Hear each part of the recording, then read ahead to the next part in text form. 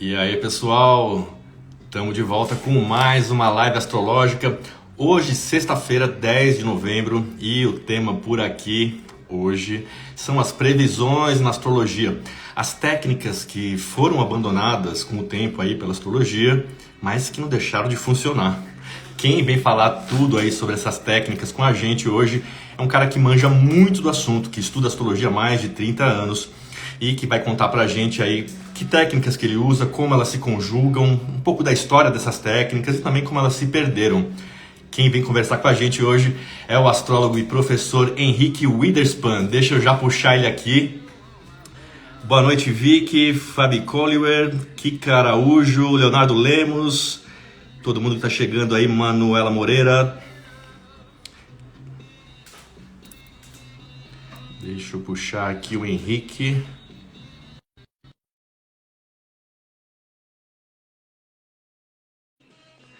Lembrando que essas lives estão todas disponíveis aqui nos Reels e também no meu canal no YouTube. Então, se você perdeu alguma dessas lives aí, já estamos na 12ª live, corre lá e confere. Boa noite, Henrique Witherspoon. Boa noite, tudo bom, Paulo? Deixa eu ajeitar um Tudo bem por pouquinho aí? melhor aqui. Agora ficou melhor, agora não cortar minha cabeça. Opa, Tudo deixa eu bem? ajeitar aqui, porque o Instagram faz isso, às vezes a gente perde a cabeça aqui. Maravilha. Tudo bem por aí, Henrique? Tudo bom. Eu só não estou te vendo, mas tudo bem. Você não me vê? Não, eu me vejo e não te vejo. Mas você me escuta, dá pra escutar perfeitamente, ou não? Bom, gente, boa noite em primeiro lugar. Eu quero agradecer ao Paulo pelo convite, primeiríssimo. Foi muito generoso da parte dele, tá? Confiar na minha apresentação, confiar no meu trabalho. O fato de você ter 30 e poucos anos de janela significa alguma coisa, mas não significa necessariamente que você saiba alguma coisa. Às vezes você está 30 anos só patinando, tá?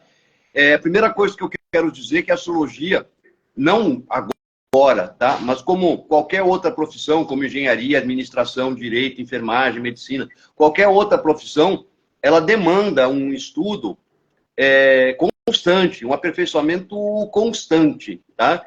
Aqui no Brasil, a astrologia é curso livre, não é nível superior. É considerado nível superior na Europa, na Espanha, é considerado na Inglaterra, na Alemanha, nos Estados Unidos, em alguns estados, é considerado nível superior, né? Então, esse status aqui a gente ainda não tem. E eu, particularmente, eu considero que se você não tiver uns pré-requisitos para você estudar astrologia, não falo nem dos pré-requisitos de matemática, mas dos pré-requisitos de... vamos pensar assim, um jornalista, para ser um bom jornalista, ele precisa conhecer não apenas de português, mas precisa saber lidar com a informação. É essencialmente essa a ideia que eu queria colocar. Então, como astrólogo tradicional, né, o que eu quero pontuar nesse primeiro momento, né, é que, para eu chegar onde é que eu cheguei, eu passei por um caminho que talvez muita gente também tenha trilhado, de muito estudo, de muito esforço, de muito empenho, de muito suor, de você, ao invés de você dedicar tempo à família, você está dedicando tempo ao estudo. Eu tive, em função da minha profissão anterior, a oportunidade de fazer cursos fora do país. Então, existe uma dedicação. A astrologia não é simplesmente você canalizar, né? Muito pelo contrário, é um investimento financeiro elevado, inclusive. Se você imaginar que a gente está o tempo todo se reciclando, como qualquer profissão. Então, onde eu quero chegar? O profissional de astrologia, ele deve ser encarado, tá? E eu gostaria que vocês o fizessem, como qualquer outro profissional, tá? Com as suas demandas, com os seus investimentos, com os seus empenhos, né? A única coisa é que ele trabalha com um pouquinho mais de liberdade, vamos dizer assim, tá? Porque ele geralmente não está ligado a uma grande corporação, principalmente quem trabalha por conta própria, tá? Então, essa é a ideia, tá? Maravilha, Henrique. Deixa eu, antes da gente continuar, só te dar tuas credenciais aqui, né, gente? Para quem não conhece, o Henrique, ele pratica astrologia desde 86, ele ensina astrologia desde 93 e na sua formação ele estudou com astrólogos nacionais e internacionais, como o Celso Schmidt, de Porto Alegre, o Luiz Carlos Blois, de Joinville, o Marcos Celada, de Gênova, na Itália, o Robert Ambelin, de Nantes, na França, estudou na Hamburg School of Astrology, lá na Alemanha, também estudou com Lindenberg Pessoa, em São Paulo, Maurício Bernes, também em São Paulo, e o Valdir Fucker, da família Regulus, também aqui em São Paulo. Hoje o Henrique ele é professor, ele tem a própria escola dele, que é a Abracadabra Zen, onde ele tem cursos aí de astrologia tradicional via EAD, né? Zen é registrado, hein? Escola regular. É isso aí. E quem quiser conhecer mais aí dos cursos que o Henrique oferece, aí do conhecimento que ele está dividindo com os estudantes de astrologia, com quem se interessa por astrologia, é só acessar o www.abracadabrazen.com.br. Bom, feitas as introduções iniciais, aí, dadas credenciais aí do nosso querido Henrique. Henrique, primeiro, assim, eu queria só fazer uma abertura do tipo, como que você se conectou com a astrologia? Como que o Henrique descobriu a astrologia? Vamos lá, cada um tem a sua história, né? Tem gente que começa muito cedo, tem gente que se interessa pelo esotérico. Eu sempre fui uma pessoa extremamente exata, cética, na verdade, e focado em exatas, né? A minha formação de nível superior é oficial de marinha mercante, então eu trago essa formação de janela já, então uma formação de astronomia extremamente grande, de trigonometria esférica bastante elevada, e foi nesse contexto, tá, no começo ainda da minha carreira, que uma pessoa aqui em São Paulo entrou em contato comigo quando eu entrei de férias e falou: Henrique, eu estou querendo entender esse negócio, me explica o que é. Aí eu olhei assim por alto, me disse, e eu vi que era astrologia. Eu falei: o quê? Astrologia? Tem nada a ver. Tá? Foi esse o meu comentário. No final das férias, ela me insistiu de novo, e aí ela, inclusive, me cedeu o livro que ela estava estudando, né? Porque os termos empregados em astronomia, na verdade, as expressões astronômicas são diferentes das expressões astrológicas. E eu me lembro disso muito bem, o livro era aquele livro do André Barbeau, aquele vermelho, que o pessoal considera que é um livro básico e não é, né? E falava de domificação e era exatamente o que ela queria saber, né? Então eu comecei estudando por conta própria, como um monte de gente estudou, não me foquei na interpretação do mapa natal, mas sim na predição. Então, esse livro dá ideia, e depois eu, no exterior, acabei comprando livros de secundárias e livros de primárias, porque a bagagem matemática toda eu tinha. Eu estou falando da década de 80, não tinha computador, os mapas eram calculados no braço, isso para mim era muito fácil, né? Eu entendendo o conceito, eu conseguia derivar as fórmulas. Então, eu comecei estudando por conta própria, tá? E focado nas predições, e eu me foquei primeiramente nas secundárias, e o que hoje é conhecido como secundárias de Naboth. O método de Naboth foi meu primeiro método, né? Para validar a astrologia. Então, minha primeira parte foi tentar validar a informação astrológica.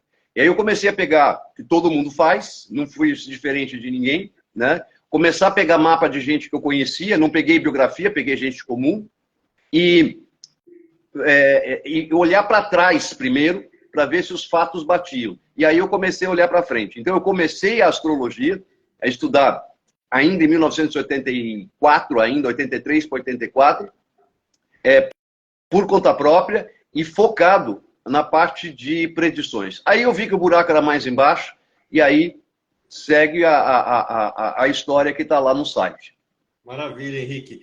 Bom, e já entrando no tema, para você, Henrique, o que é preciso para se fazer uma boa previsão astrológica? Vamos lá. Para mim é bem simples, mas é extremamente simples, tá? Eu, em todos os meus cursos de astrologia tradicional, focados em astrologia tradicional, né?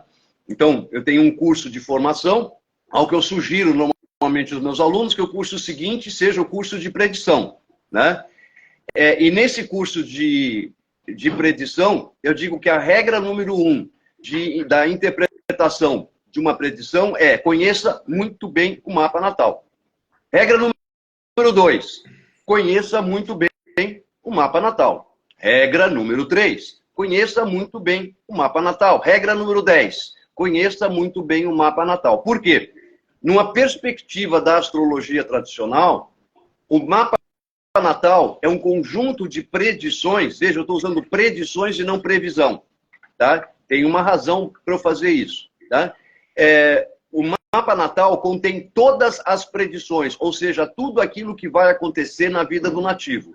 A única coisa que está faltando são as datas, que você encontra combinando os diversos métodos de predição disponíveis, que não são muitos, são uns poucos, mas a gente trabalha combinando esses diversos métodos.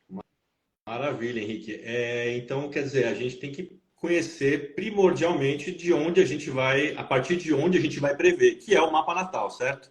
Sim, fundamental. Agora, veja só, deixa eu fazer uma parte aqui. Quando a gente fala em astrologia tradicional, né, algumas pessoas entendem, outras não entendem, e outras acham que é uma outra coisa. Tá? Vamos pensar que a principal diferença da astrologia tradicional para o cliente é a informação que você vai estar passando. Tá? Porque o foco da informação da astrologia tradicional, né, são as coisas do dia a dia. Né? Então, se a pessoa vai viajar ou não, vai comprar um carro ou não, se ela vai casar, separar, ter filhos, se ela vai ganhar dinheiro, se ela vai comprar um imóvel, enfim, são as coisas da vida. Tá? Então, estes são os assuntos de base. Tá? Se a pessoa vai ficar doente ou não, se vai chegar um ente novo na família, se ela vai receber a visita de um amigo que não via de muito tempo. Esses são os assuntos, também se vai morrer alguém da família ou não, né?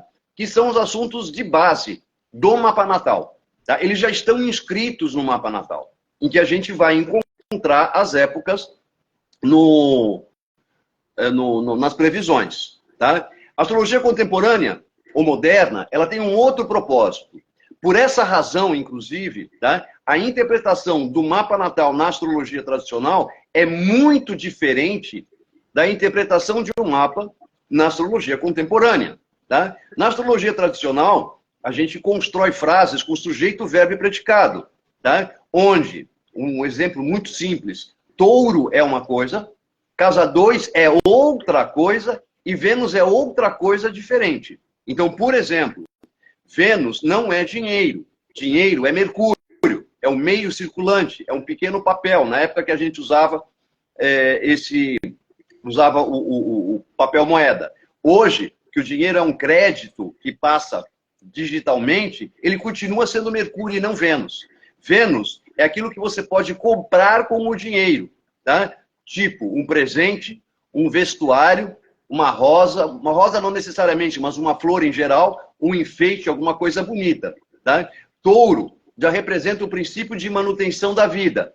Tá? E a casa 2 não muda. A casa 2 é a ideia básica, que é posses, recursos, bens. Tá?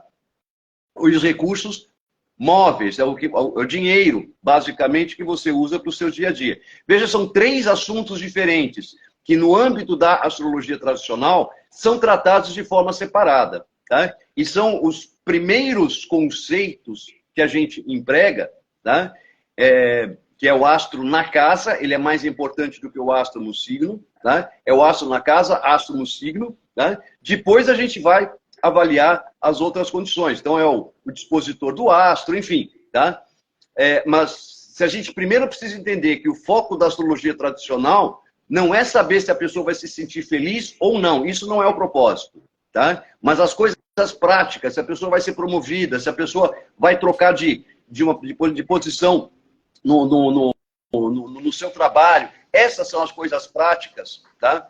Da astrologia tradicional. Então, é lógico que a interpretação ela vai seguir um caminho diferente. Consequentemente, tá? Até a maneira de interpretar em astrologia tradicional também as predições, fazer predição também é diferente. Eu estou tratando no meu curso, a fase que eu estou de predições, tá? Eu já dei profecia, dei firdárias, o curso está disponível para quem quiser. Eu agora, esse sábado, amanhã, é a 3ª aula do curso de secundárias, tá? A aula anterior foi de progressões, que é uma coisa que a gente pouco usa, né? na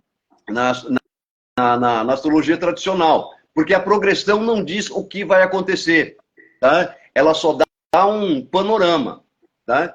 O que vai acontecer são as direções. Então, até o modo de você trabalhar a astrologia tradicional de você usar a informação, de você construir as frases, porque construir frase é igual ao português, tá? A astrologia não é de exatas, é de humanas, tá? A gente tem que pensar como de humanas, tá?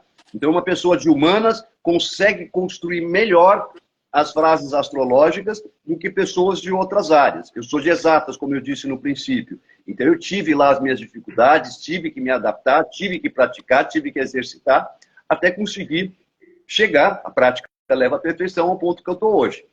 Então, a gente precisa entender esse diferencial, que a astrologia tradicional tem um foco diferente na sua interpretação. O cliente percebe a diferença não porque o mapa é um mapa mais limpo, tá? Mas sim porque a informação que está sendo transmitida é diferente daquele que pratica a astrologia contemporânea. Maravilha, Henrique. De fato, é uma informação mais concisa e mais direto ao ponto, né? Sem outros componentes. Mais objetiva. Tem componentes extra-astrológicos também, né? Acaba sendo uma delineação mais assertiva e mais direto ao ponto. Agora, Henrique, deixa eu te perguntar aqui, já falando do começo, né, das técnicas antigas, assim, a astrologia, desde o começo, ela se propõe a prever, né, o futuro do indivíduo, o que vai acontecer com ele, as situações, né?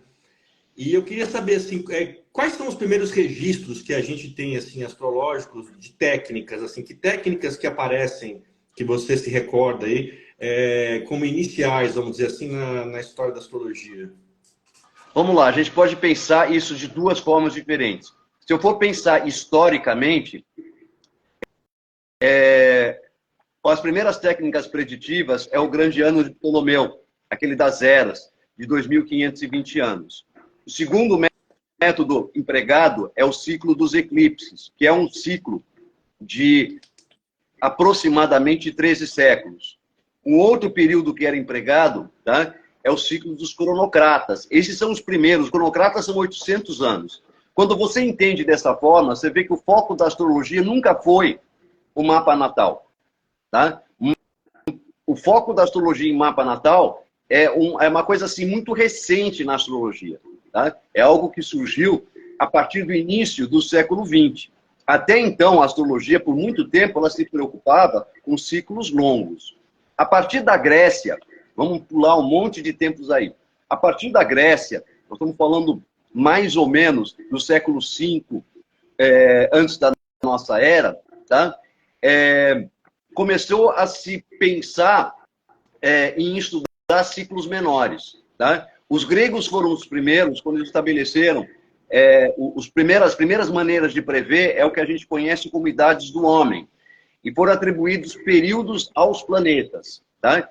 Existem vários períodos planetários. Tá? Tanto quando a gente trabalha com a técnica de duração da vida, né, a gente toma conhecimento com um dos métodos que apresenta 3 colunas diferentes, né, que são os anos curtos, os anos médios e os anos longos, que são atribuídos a idades, períodos de vida que caberiam ao ser humano. Então, para o ser humano, a primeira forma de prever que surge, vamos dizer assim, voltada exclusivamente para o ser humano, são as idades do homem.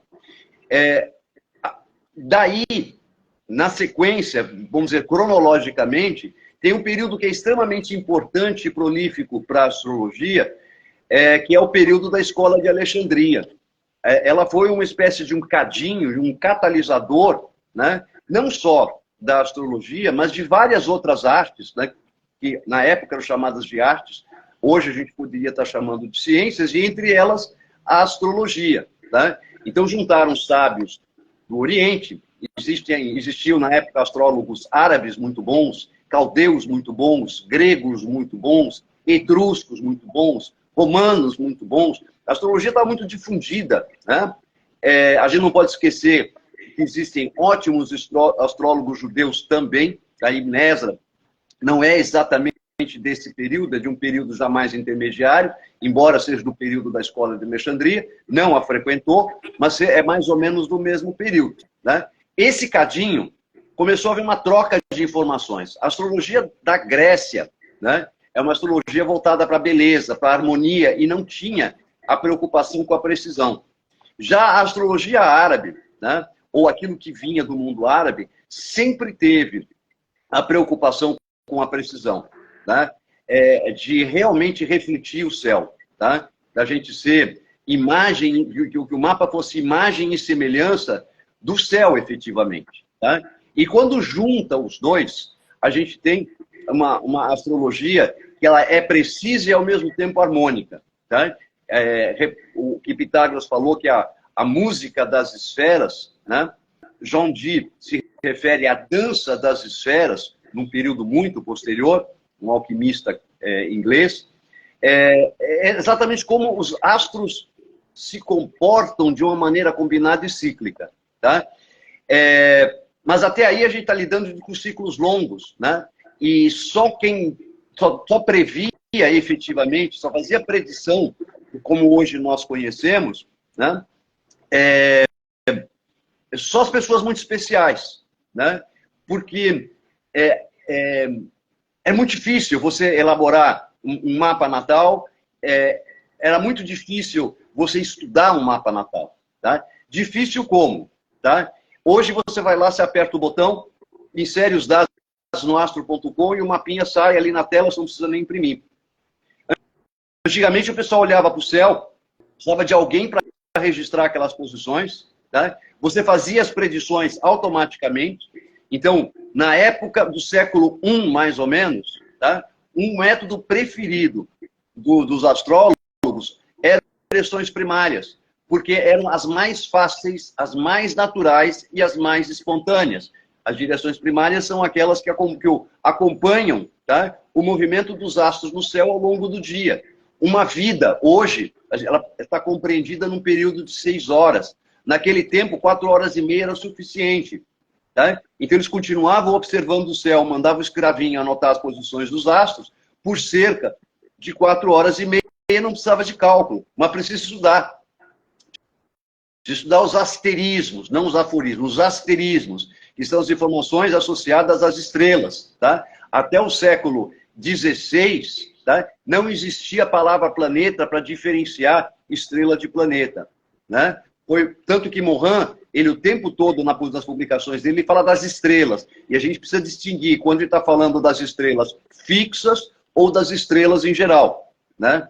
Então, os asterismos são todas aquelas informações. Esta posição no céu corresponde àquilo. Tá? Então, por exemplo, um asterismo de Ptolomeu diz que Amal, transitando o chifre do carneiro, né, corresponde à morte de reis. Né? Isso é um asterismo clássico de Ptolomeu. Tá? Então, a gente está pegando... peraí, eu falei, quando a Vênus transita o chifre do carneiro, a morte de reis. Né? Então, a Vênus próxima de Amal, né, que é o chifre do carneiro, ela vai ter essa informação. E assim existem várias informações dos antigos compiladas. Tá? E veja que é sempre voltada para o social. Tá? E a astrologia, ela parte. E aí existe, gente, é uma outra discussão, tá? Porque o ser humano não nasceu com a individualidade desenvolvida como nós a conhecemos hoje. Tá? Basta você acompanhar o desenvolvimento da própria religião ou das próprias sociedades para você ver como é que era a individualidade do ser humano. Não existia individualidade na época de Abraão, na época de Moisés, na época do Renascimento. Tá? Na época do Renascimento era o senso corporativo, você tinha que pertencer a uma corporação.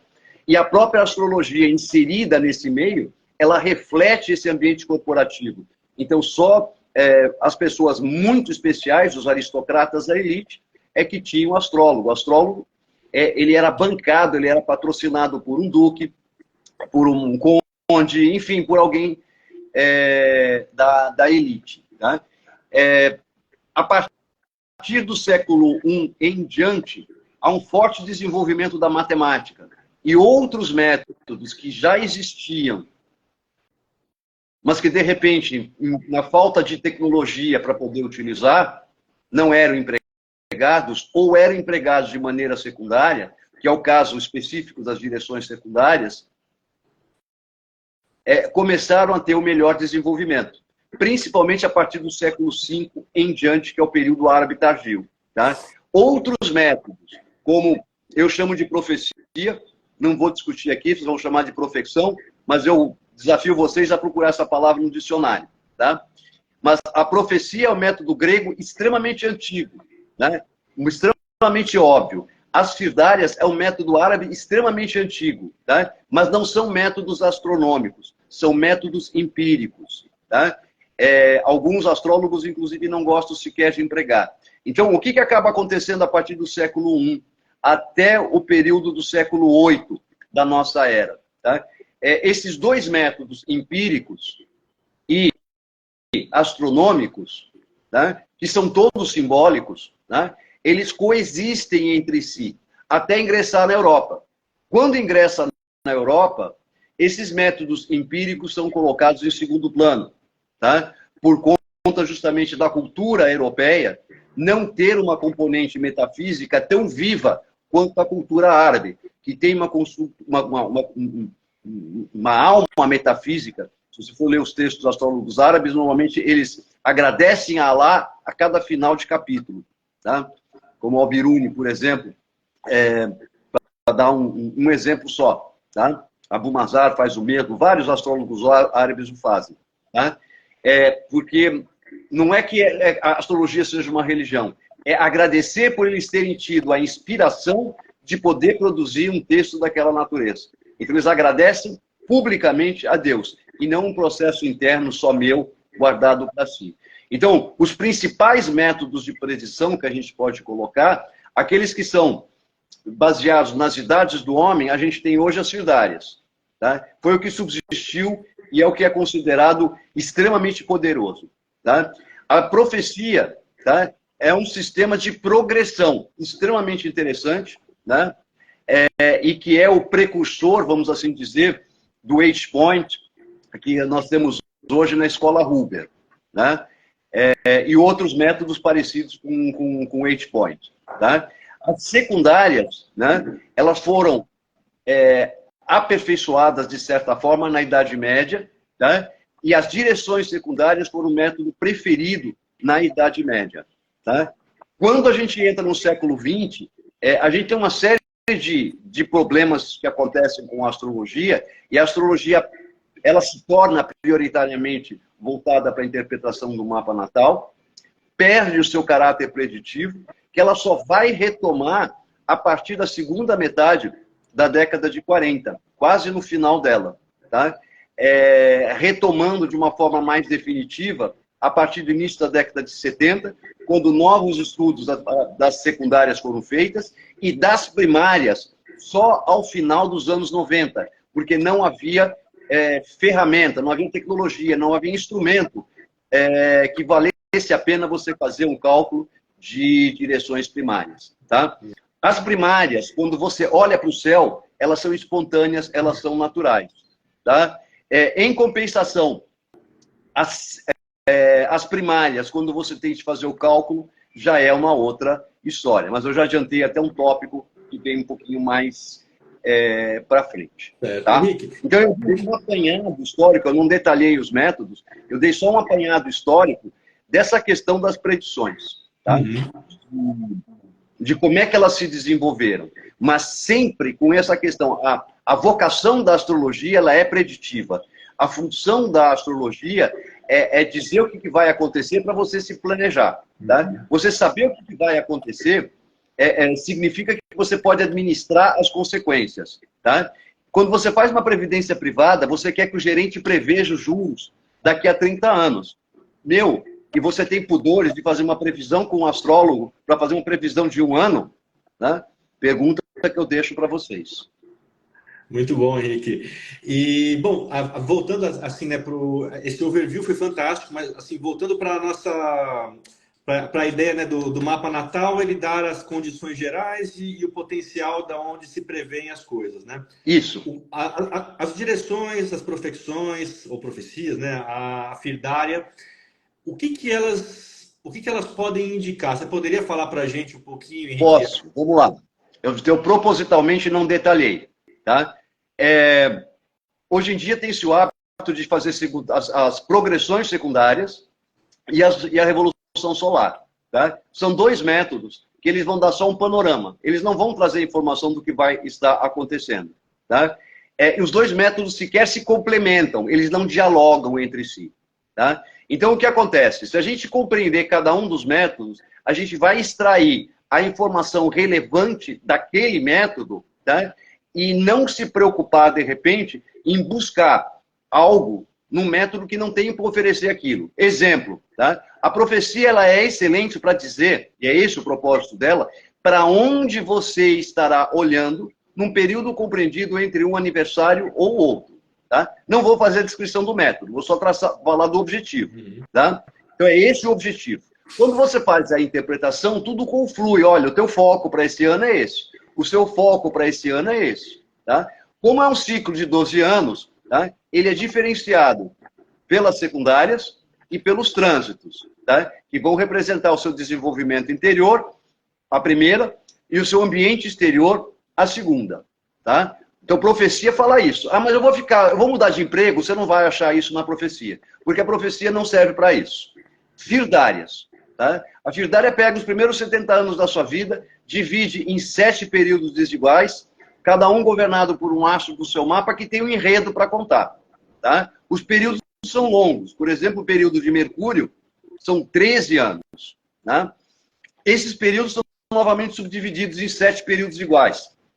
Mas a ideia básica das firdárias é contar um enredo.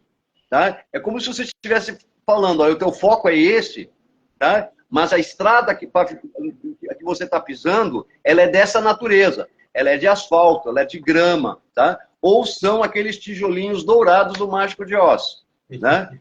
Vai te contar essa história. Aí você faz a interpretação. Tá? Veja, são 2 métodos extremamente pessoais e que dependem do mapa natal. Tá? Embora eles não possam ser considerados o desenvolvimento do mapa natal.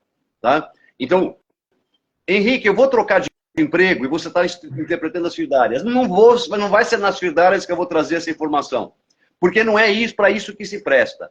Tá? Então, profecia, foco, firdárias, enredo. Agora, o que é que vai estar acontecendo de importante num determinado período? Aí eu vou para secundárias. Tá? Eu, pelo menos, uso as secundárias de arco solar, porque elas são ótimas para trazer vários tipos de informação, inclusive as enfermidades. As mudanças importantes na carreira. Tá? Essas vão estar indicadas primeiro nas secundárias. Aquisição de imóvel, tá? Falecimento de pessoas próximas, ou a chegada de pessoas próximas, viagens importantes, inclusive a natureza dessas viagens. Tá? Então, veja, são coisas muito pontuais, que já estão inscritas no mapa natal. Tá? Então, as secundárias elas vão dizer aqueles eventos do mapa natal, quando que eles estarão acontecendo, e sem fugir do mapa natal. Então, se o mapa natal diz, olha, você não vai se casar, não adianta eu procurar uma data de casamento no mapa natal. Tá? Eu tenho, inclusive, um caso de uma fulana que não ia se casar de jeito nenhum, tá? Ela vive junto com um cara, mas os dois não vivem debaixo do mesmo teto, vivem, inclusive, em cidades separadas. E se veem 1 a 2 vezes por semana. Tá? Isso lá na Itália. Vivem em cidades que não são nem bem vizinhas entre si. Tem 1 hora e pouco de trem de distância um com o outro. Não são casados, são parceiros. Porque esse tipo de construção é possível para o mapa dela. Então, as secundárias, elas vão mostrar o desenvolvimento do que existe no mapa natal. As fases do que existe no mapa natal. Então, se tem uma determinada enfermidade para surgir na vida, tá? Você, na secundária, você pode avisar com antecedência para a pessoa já buscar um especialista, já ir se tratando, receber a devida orientação médica, a menos que você seja médico, você mesmo pode dar o diagnóstico. Tá? Eu não sou. Eu sempre recomendo buscar um especialista. Tá? Então, você já faz essa recomendação, é o que eu falei, administrar as consequências. Então, a primeira parte, que é a parte mais importante, que é você ter uma visão geral, um panorama da vida do nativo, tá? Eu construo dessa forma. Então, para concluir, nenhum dos 3 métodos é completo por si. Tá? Então, eu gasto numa interpretação emprego cerca de 10 minutos com cada um desses métodos. E eu os uso nessa ordem. Porque as secundárias, as informações que eu extraio nas secundárias, elas são ponte para os trânsitos E elas também servem para eu amarrar o que eu falei na profecia, nas firdárias, tá? E eu vou falar depois nos trânsitos. Tá? Então, as secundárias acabam servindo como uma espécie de uma ponte, tá? Para eu fazer essa travessia de um método que eu estou falando de períodos longos, 1 ano, 1 ano e meio, mas em média é 1 ano, tá? Para períodos mais curtos. Quando eu for falar dos trânsitos, eu vou falar de períodos de 3 semanas, 2 semanas, 5 dias. Né? Nos trânsitos eu vou para muito curto, tá? Para períodos bem breves. Tá? Os trânsitos, eles foram empregados no período árabe, tá? Mas não de maneira regular. Então não há uma continuidade no uso dos trânsitos. Tá? Existe informação de uso dos trânsitos lá dos sumérios, lá dos caldeus, mas sempre com o objetivo militar, cultural, político, tá? Individual. A astrologia individual, ela começa a existir como nós a conhecemos hoje, tá? Na metade do século XVIII. Tá? Antes disso, a astrologia nunca foi individualista. Ela sempre foi coletiva. Ela sempre pensou no país, na cidade, enfim. Ela sempre teve esse foco. Maravilha, Henrique. É muito bom a gente ter esse panorama histórico e conhecer essa timeline, né? Essa sequência de acontecimentos que desembocam nessa astrologia que a gente tem hoje, que a gente pratica hoje, né? E eu queria saber, Henrique, como que você conjuga essas técnicas, né, de predição com a revolução? Você aplica essas técnicas na revolução? Você não usa a revolução? Vamos lá, Revolução Solar. Revolução Solar é um assunto bastante controverso, tá? Morin fazia uso da Revolução Solar, tá? Mas ele nunca, algo que o pessoal insiste em fazer hoje, tá? E acaba caindo numa margem de erro extremamente grande. Em nenhum ponto, Morin diz que ele extraía datas da Revolução Solar.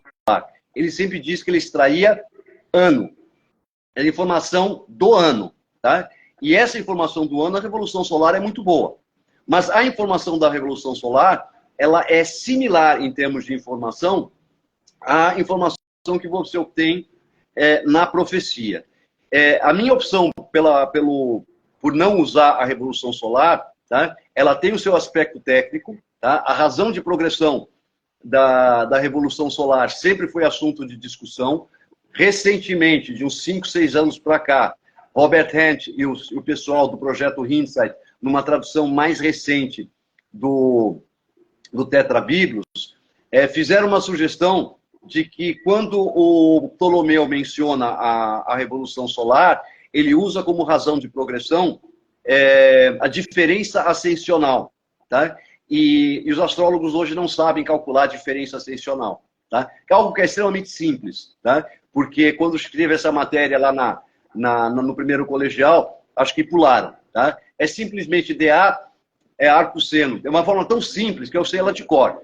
É arco-seno de seno da latitude dividido pelo seno da declinação. Tá? Então, esse valor vai dar um valor um valor positivo sempre, tá? Entre 0 e 1, né? Quer dizer, maior do que 0 e menor do que 1, então vai ficar entre 0,001 e 0,99, né? E esse valor é efetivamente a razão de progressão. Então ela pode ser muito pequena, tá? E ela vai variar em função da latitude, da declinação do Sol e consequentemente, a declinação em função da época do ano. Então tem uma série de coisas. Segundo ponto, eu trabalho com uma astrologia preditiva, né, que tem como foco oferecer datas para os clientes. Tá? Então, como eu falei agora há pouco, eu confluo a interpretação para períodos de 5 dias. Né? Dá para ir mais fundo? Dá. Tá? O limite da astrologia é 1h50. Você tem condições de você trazer uma predição até um intervalo de 1h50. Mais do que isso, tá? Não existe. Tá? Quem diz que faz, tá? Não usa astrologia, usa qualquer outra coisa. E isso é em função do passo da Lua. Tá? Então, considerando a margem de segurança da Lua, o máximo que você consegue chegar é 1h50. Tá? Mas é achar pelo em ovo. Tá? Ainda é razoável você passar uma informação de 5 dias. A Revolução Solar, ela não oferece dias com precisão. Tá? Eu fiz um estudo exaustivo, eu abandonei a Revolução Solar em 96. Tá? Eu estudei a Revolução Solar de 1986 a 96, usando ela em paralelo com os meus atendimentos. Tá? E a margem de acerto da Revolução Solar sempre esteja das datas, tá? Não da informação. Sempre esteja na faixa de 60% ou menos. Tá? Para eu perder tempo, e naquela época a gente fazia o cálculo na mão, para eu perder tempo estudando mais o mapa, né? Para trazer uma informação que é similar à profecia, né? E cuja eficácia das datas é discutível, tá? Eu deixei o método de lado.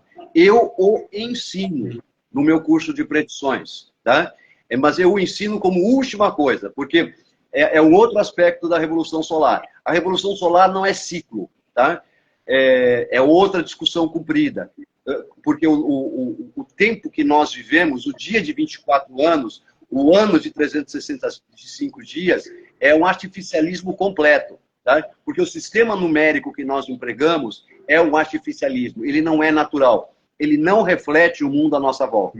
E o exemplo muito simples, que todos vocês conhecem, a cada 4 anos a gente insere o dia 29 de fevereiro, ano que vem é bissexto de novo. Porque o ano não tem 365 dias. Tem 365 dias, 5 horas, 48 minutos e mais uns segundos. Porque cada dia tem 3 minutos e 56 segundos, ou 57, dependendo do dia. Não é igual, tá? Tem essa variação. Essa diferença, quando você aplica para a Revolução Solar, é extremamente sensível, tá? E a razão pela qual a Revolução Solar de um ano para o outro, ela salta, ela não é fluida. Tá? Todos os métodos que eu utilizo, não há saltos nas previsões. Há uma fluidez, há uma continuidade. Você deixou de pagar uma conta num dia, no dia seguinte, você já vai ser cobrado, ou você se cobra que você tem que pagar a tal da conta. Não é ao salto, tá? No meio do caminho alguém pagou, você não sabe o que vai acontecer, a conta sumiu. Não, tá? A vida, ela funciona num contínuo, tá? Um dia após um outro, um passo após o outro, tá?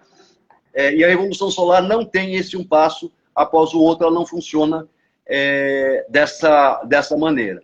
Então, essas são as razões pelas quais eu não faço uso da Revolução Solar. Aquele livro do Volgini, que quem estuda a Revolução Solar passa por aquele livro do Volgini, tá? Eu dissequei aquele livro de tudo quanto que é jeito. Tá? Tem um livro do Noel Tyl, de Revolução Solar, também muito bom. Tá? É um dos últimos bons livros que surgiram. Tá?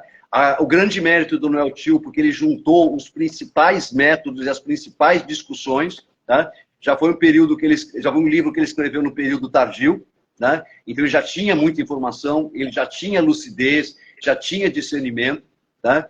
É um livro muito bom. É um livro que, para quem tiver oportunidade de comprar, é editado pela AFA. Para quem tiver oportunidade de comprar, eu recomendo. Tá? Ele levanta todos esses questionamentos com respeito à Revolução Solar. E são coisas que a gente deve ter em mente. Tá? Então, eu não estou dizendo para você não usar. Tá? Eu estou dizendo para você usar com muita cautela, sabendo das limitações do método. E se você tiver um outro método melhor, a minha recomendação é use outro método melhor. Certo. Agora, Henrique, deixa eu te perguntar, o que acontece quando se calcula a Revolução Solar só a partir do mapa natal, ou seja, não se passa por das técnicas? Isso é um ponto importante que você destacou, Paulo, muito legal mesmo. Tá?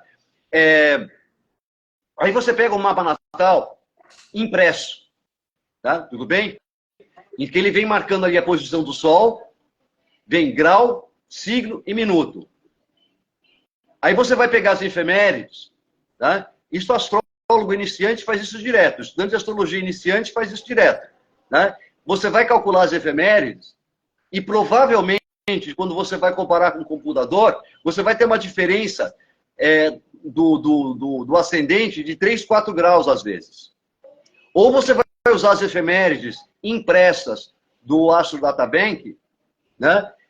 Que a posição do Sol e da Lua, tá? Elas vêm com grau e minuto, ou grau, minuto, vírgula, alguma coisa, décimo de minuto. Né? Para a Revolução Solar, essa imprecisão acarreta um erro enorme, tá? na posição do ascendente da Revolução Solar. Então ainda tem mais esse possível erro. Tá?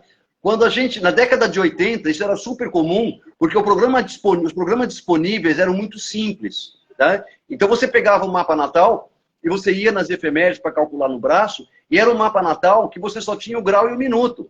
Só isso. Tá? É diferente de hoje, que você usa o grau, o minuto e o segundo. Não é o décimo de minuto, é o segundo. Então, 43 minutos, 43 segundos de arco, tá? É diferente de 0,7.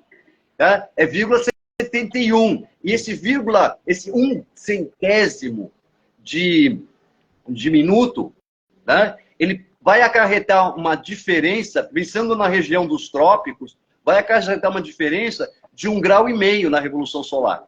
Tá? Se você usar para calcular o mapa no inverno. Tá?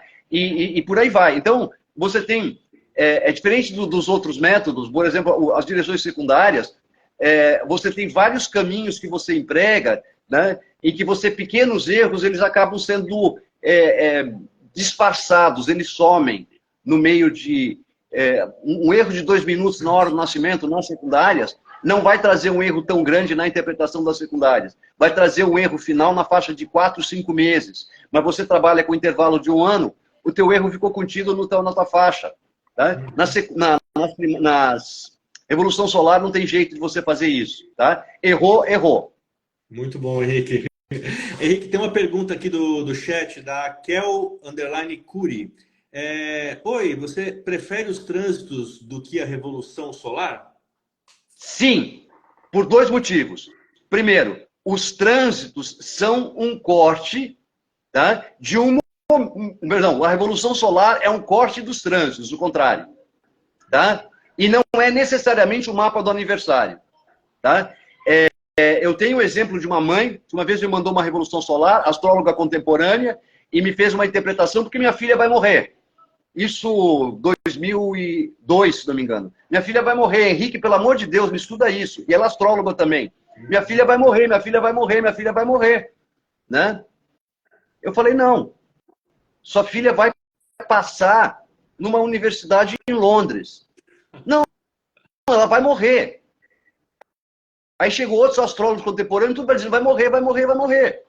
E eu dizendo, não, ela vai passar numa universidade em Londres. Essa astróloga sumiu, porque ela passou uma vergonha tão grande. Tá? É a questão dos 5 ou 6 anos atrás, e como mãe e filha são muito grudadas, há 5, 6 anos atrás, eu a descobri no Facebook, morando em Londres. E eu tive coragem de perguntar, não a mãe, mas a filha. Tá? E ela me disse que naquele ano, ela conseguiu uma bolsa para estudar Direito em Oxford, se mudou para Oxford, e a mãe foi para Londres no ano seguinte. E mora na Inglaterra desde então. Estão perguntando aqui a Nina Gaia Palazzo, como você sabia que era em Londres? Desculpa, em astrologia tradicional as coisas são muito fáceis, tá? Você tem uma viagem para o exterior, tá? Você tem a direção que a viagem ocorre, tá? Isso tudo você tem no mapa natal e a combinação das secundárias e dos trânsitos. Se você quiser checar, você checa. Eu gosto de checar. Eu sempre checo a informação, tá? Você checa essa informação na astrocartografia, Londres. Não foi nem na Inglaterra, Londres. Certo. Maravilha. E ainda falando de trânsitos, Henrique, eu queria tirar uma outra dúvida, porque a gente vê muito conteúdo na internet, né? Por exemplo, a Vênus entrou em Libra agora. E as pessoas entram num estado de, a Vênus entrou em Libra, um monte de coisas vão acontecer e tal. Os trânsitos funcionam assim mesmo? Um planeta entra no signo e... Vamos lá. É relativo isso. Tá? Os trânsitos só vão representar alguma coisa na sua vida se eles fizerem um aspecto com os astros do seu mapa. O simples fato dele estar numa casa, tá? Ele sugere que você tome medidas relativas aos assuntos daquela casa. Mas ele não vai representar nenhum evento, nenhum fato, enquanto não estiver formando um aspecto. E são os aspectos tolemaicos. Conjunção, oposição, vou colocar na ordem que eu utilizo, tá? Conjunção, quadratura, oposição, sextil, trígono. Tá? Então eles vão representar algum tipo de acontecimento. Tá? Não vou discutir órbitas, eu uso os conceitos da Betty Lundquist para órbita, que é muito bacana. Eu transformo a órbita em tempo. Por isso que eu falei 3 semanas, 5 dias. Eu já transformo a órbita em tempo e não em graus. Tá? A gente precisa entender que dentro desse contexto de previsões que eu tenho falado, tá? O que os trânsitos representam? Os trânsitos representam a interação do nativo, da nativa, né, com as pessoas do ambiente e com o ambiente. Tá? Os trânsitos não é algo pessoal que vai interagir só com você. Tá? Então, se tem uma guerra na Ucrânia, como aconteceu no começo do ano passado, tá? Para quem se lembra, a guerra foi na Ucrânia. A minha família vem da Ucrânia, mas de muito tempo atrás. Tá? Há mais de 200 anos que ela está estabelecida no Brasil. Tá? Então, para mim, eu não tenho uma relação sequer afetiva com a Ucrânia, porque ela, para vir no Brasil, ela passou pela Alemanha, e ela não veio direto. Tá? Mas o que aconteceu, o que eu observei, fez parte do meu dia a dia, provavelmente fez parte do seu dia a dia também. Tá? Assim que aconteceu, começou a guerra na Ucrânia, 2 semanas depois, tá?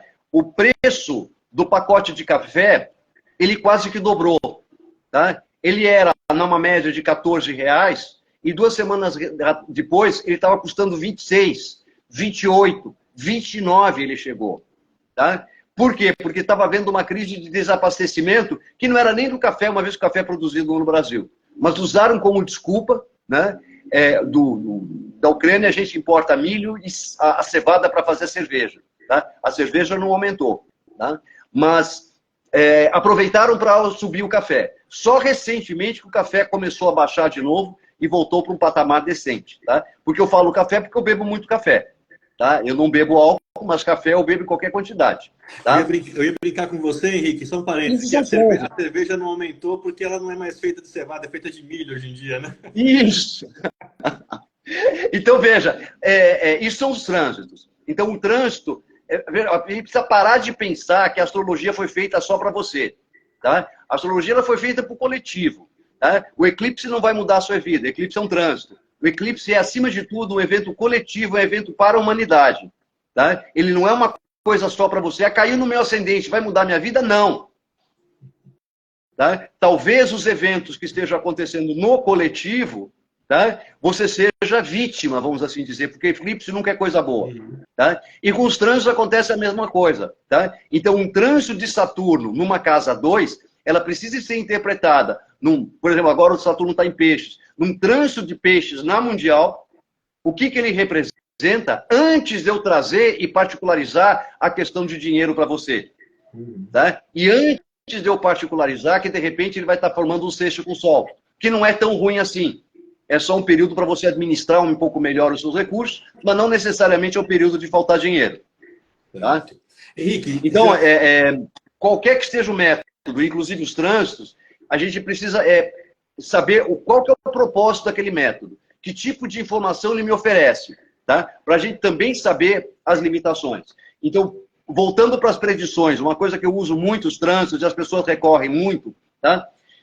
Eu falei que as enfermidades você vê nas secundárias, tá? Mas eu vou ter um período de 1 ano.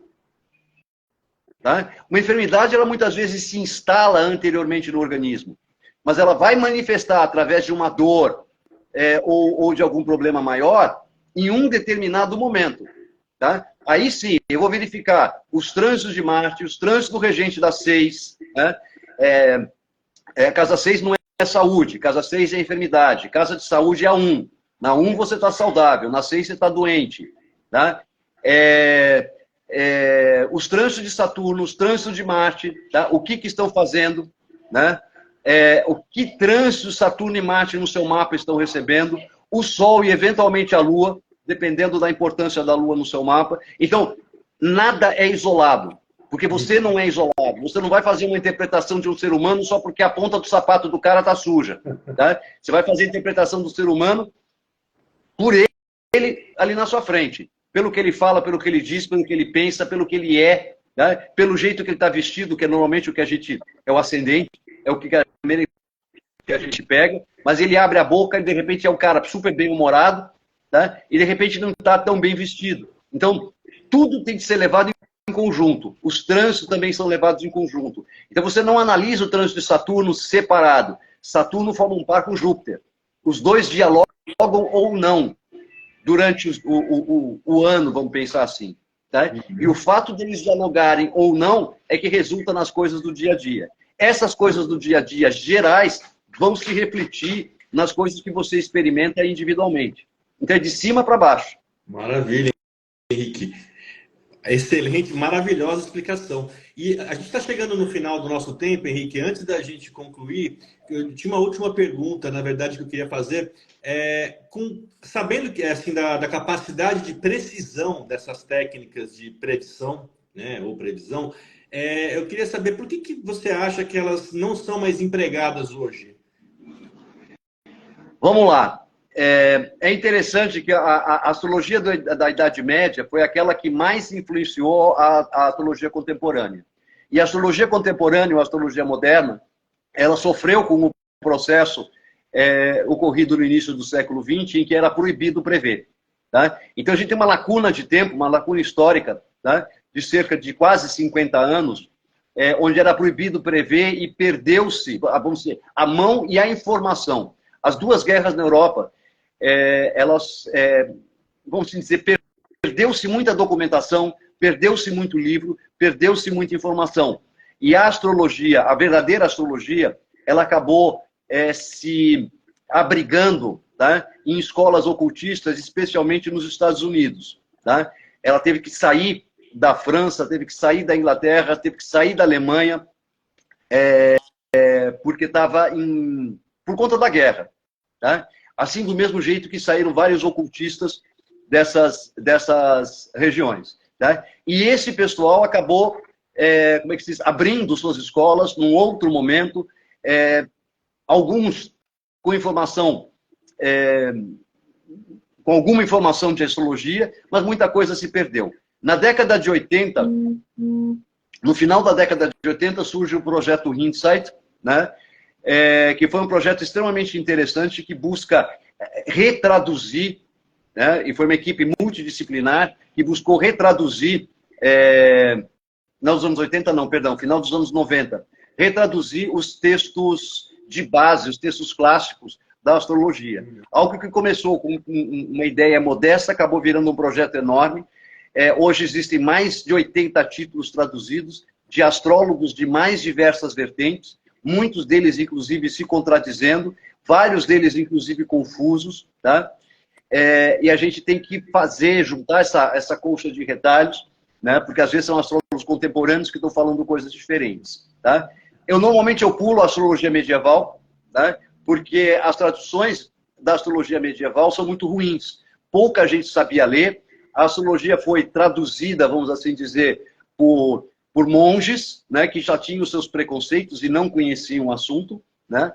E por isso que eu prefiro ficar na astrologia anterior, antes da astrologia entrar na Europa, que é a astrologia árabe. Mas mesmo os textos árabes, eles foram traduzidos. Então, por essa razão, esses métodos como a profecia, que na verdade é grega, e as firdálias, que são árabes, né, mas usam como conceito de base os anos do homem, as idades do homem, né, que é um conceito grego, né, esses dois métodos voltaram à superfície. E não são só esses. Direções por termos, decênios, né, vários outros métodos, a gente tomou conhecimento que existiam, né, só que precisou de muito estudo de vários autores para você compreender o método, porque o modo de pensar das pessoas no século I, no século II, no século V, no século VI, era diferente do que nós pensamos hoje.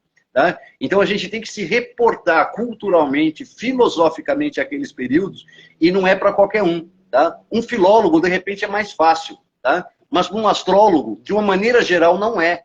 Tá? Então, um astrólogo estudando esses textos que foram elaborados por um filólogo, tá? Ele já se debruça com essa grande dificuldade.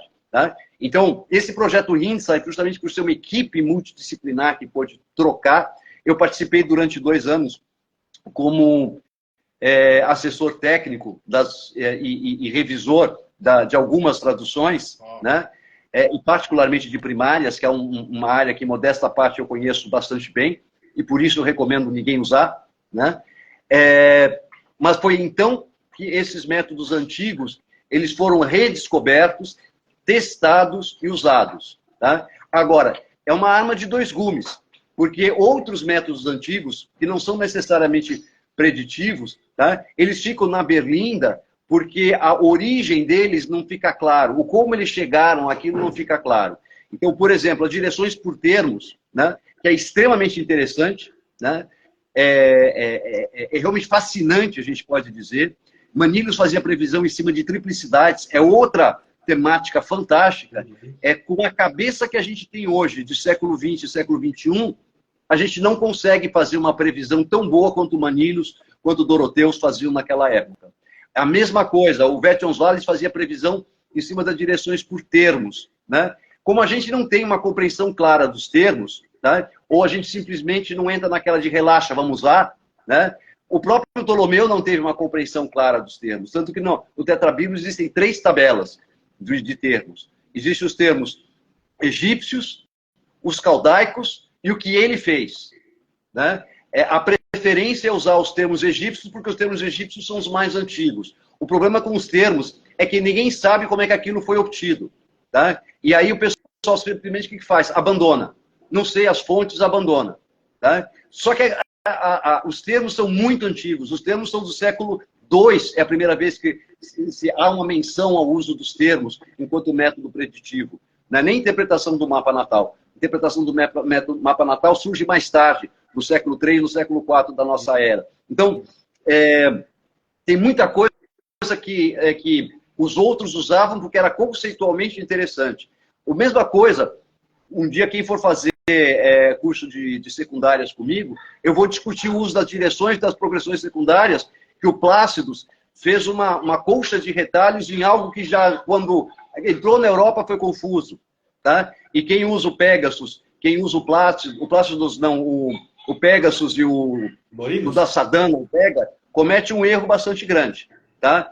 Tanto que não é um método padrão quando você compra o SolarFire, ou compra o Janus, ou qualquer outro programa estrangeiro. Nem existe. Você precisa de um artificialismo para você obter a mesma coisa que o Vega e o Pegasus fornecem de uma forma espontânea, vamos dizer assim. Uhum. Tá? Não são os métodos prioritários, inclusive usados pela maior parte dos astrólogos da própria Idade Média. Mas foi um método que se popularizou a partir da Idade Média. Não é um método prioritário usado nos Estados Unidos, mas foi um método que se popularizou a partir, principalmente, apesar que o método não surgiu na Alemanha, surgiu na Inglaterra, né? Mas foi um método que se popularizou na Alemanha. Tá? Até surgir a Escola de Hamburgo. A Escola de Hamburgo acabou com aquela história e não usa mais. A Escola de Hamburgo hoje usa arco solar como método secundário, que é o melhor de todos os métodos, porque ele é o mais completo, tanto conceitualmente, como também simbolicamente. Então, esses métodos a gente precisa sempre lembrar, junto com as funções deles, né? Se a gente quiser se ligar também que, quando eles surgiram, tá? A filosofia ou a cultura do povo que a empregava era outra. Tá? Hoje, por exemplo, os elementos que a gente usa assim, com maior tranquilidade, tá? Eles surgiram. O zodíaco como nós conhecemos, surgiu no século III antes da Era Comum. Não era o zodíaco como nós conhecemos, era outra coisa. Tá? Os elementos, eles surgem em algum momento da virada do século V para o século IV. Tá? E é uma contribuição que veio da medicina. Os elementos surgem com Hipócrates. Tá? Eles não surgem com a astrologia. Tá? E eles são fundidos com a cultura, com a filosofia dos estoicos. Então a gente precisa entender sempre, quando a gente está estudando o método, né, se a gente quer extrair informação do método, o que está por trás, para a gente poder utilizar aquele método com segurança. Tá? Então é por essa razão que eu sempre procuro trazer um pouquinho dessa bagagem, despertar a curiosidade. Não vou ensinar sobre cultura estoica, sobre filosofia dos estoicos, isso está na Wikipedia, você pesquisa, mas pelo menos você saber que as qualidades primitivas vêm dos estoicos, elas surgem com os estoicos. O uso delas com a astrologia surge com Hipócrates. E por aí vai. Tá? Pelo menos para você saber que hoje você tem um mapa natal tudo pronto. Você vai no astro.com, você põe lá progressões, vem uma coisa. Você põe direções, vem outra coisa. E se eu disser que as principais direções são 4, aí o cara olha para minha cara né? E que o principal método de direções é o arco solar, aí o pessoal, né? Enfim, e que tudo isso já está escrito na Bíblia, por incrível que pareça, em Gênesis. A Bíblia, o livro de Gênesis, é um livro de instrução astrológica. Tá? Você vai encontrar em Gênesis, Isaías, Ezequiel, Daniel, Oséias. Todos esses autores não eram necessariamente astrólogos, mas eles trouxeram informações astrológicas. A parte de predição é encontrada em Enoque e em Gênesis 5, se não me engano. Tá? Se não me engano, eu posso estar errando o capítulo. Mas é quando Melquisedeque instrui Sete. Né? Quando Sete é ensinado um novo culto. Aquilo é uma aula de astrologia. Tá? É uma aula de predição. Então, a predição já começa na Bíblia. Antes de você encerrar, Paulo, eu vou fazer só primeiro um agradecimento a todos que participaram. Tá? E mais uma coisa, se você gostou muito, se você gostou de verdade, tá? Tem um aviãozinho aí embaixo. Tá? Se você ainda não fez, se você ainda não mandou o aviãozinho, pega o aviãozinho e compartilha com as pessoas que você gosta, as pessoas que acham que esse tema pode ser interessante e que essa informação pode ser legal e contribuir para alguma coisa. Eu agradeço, então, tanto a sua participação como o Daira que você clicou aí embaixo. Agradeço mais uma vez o Paulo pelo convite que me fez. Tá? É um convite muito legal, a gente conversou bastante ontem. Se eu me estendi, eu peço desculpas, mas é assunto que vai longe e dá um monte de caco bastante amplo. Eu acabei seguindo o roteiro, viu? Nós conseguimos. Maravilha. Henrique, eu que quero te agradecer aí pela disposição mais uma vez, aí pela disponibilidade, né, pela aula, por dividir todos esses anos de conhecimento, esse aprendizado tão sólido que você construiu aí, continua construindo, né? A gente não para de construir nunca quando a gente fala da astrologia, né? E com certeza é assunto que vai longe. Eu espero ter você de volta aqui para a gente conversar de mais temas. Para a gente combinar. O Henrique é uma enciclopédia astrológica, o homem sabe muito de astrologia e foi um prazer conversar contigo aí. Acho que quem participou também pôde beber um pouco aí dessa fonte, né? Pôde conhecer um pouco mais. Henrique, fala novamente o teu site, por favor, para quem quiser conhecer mais o teu trabalho. Se quem quiser entrar em contato de novo, não conseguiu anotar o site, entre em contato comigo, ou entra pelo link do Paulo, ou pelo meu, @hwsirius, pelo próprio Insta. O meu site é www.abracadabrazen.com.br. Dá para entrar em contato comigo, inclusive, pelo WhatsApp por ali. Para quem quiser ver os meus cursos, né? Os meus cursos, a agenda do ano que vem, ela já está disponível, está na primeira página, é só você entrar. www.cursos.abracadabrazen.com.br. Tá? Então, os cursos do ano que vem já estão todos agendados. Acompanha no Insta, porque em janeiro eu vou dar algumas aulas de uma aula bem simples, de alguns temas que eu vou desenvolver ao longo de 2024. Então, uma das aulas que eu vou dar é como fazer essa adaptação da interpretação da astrologia natal para um mapa infantil. Vou dar uma mini aula de astrocartografia. Vou falar um pouco dos aspectos como eles são vistos na astrologia tradicional. Tá? Vou comentar alguma coisa de predições também. Tá? Fazer uma rápida abordagem de eclipse. Então, vão ser vários temas, vão ser 2 vezes por semana. Tá? E o acesso às informações todas é no Insta. Tá? O Insta é meu principal canal. @HWSirius, da estrela lá no céu, tá? Que é um binário. Tá? A grande orbitando em torno da pequenininha. Que ninguém vê a pequenininha. Mas o pessoal da Indonésia sabia, tanto que os Dogons, eles representavam os Sírios, fazendo o desenho exatamente como se fosse aquela molécula do DNA.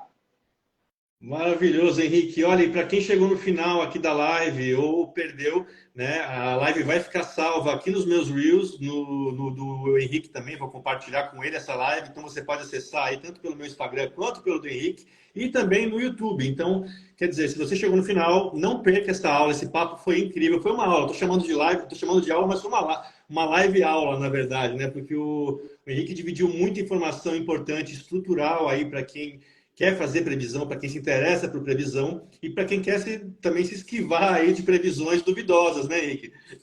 Com certeza. Não, maravilha. O verdadeiro objetivo da astrologia é previsão. Todo mundo quer saber o que vai acontecer. eu também quis, por isso que eu comecei estudando astrologia pelas previsões. Sensacional. Henrique, eu te agradeço mais uma vez, uma ótima noite para você, uma ótima noite a todos, todas e todos que participaram aí, e espero tê-lo em breve de volta aqui, viu, Henrique? Com certeza. É só você me chamar, tá? Me chama lá no WhatsApp que você já tem o caminho. E mais uma vez agradeço todo mundo, ótima noite a todos, uma ótima noite, Paulo, também. Mais uma vez, obrigado pelo convite, pela generosidade do seu convite. É isso, estamos aí juntos pela astrologia e semana que vem tem mais. Obrigado a todos, todas e todas. Até a próxima. Abraços e paz a todos.